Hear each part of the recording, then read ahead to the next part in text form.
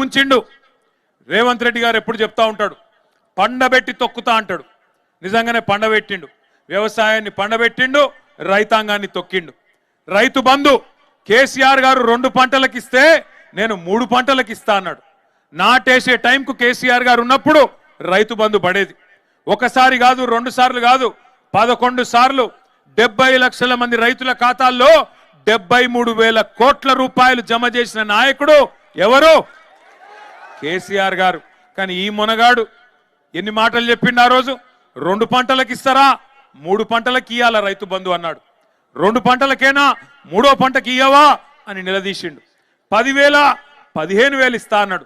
ముష్టేసినట్టు 10,000 ఇస్తావా, మా సోనియమ్మ మీద ఒట్టు 15,000 ఇస్తా అన్నాడు.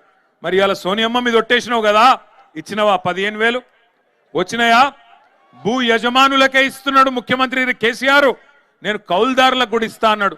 పట్టించుకుంటున్నాడు మళ్ళీ అలా కౌలు రైతులను? రైతు కూలీలకు నెలకు 1000 రూపాయలు ఇస్తా అన్నాడు. రాహుల్ గాంధీ మీద ఒట్టన్నాడు. ఇస్తున్నాడా? పడుతున్నాయా రైతు కూలీలకు? ఆలోచించండి ఎన్ని అబద్ధాలు.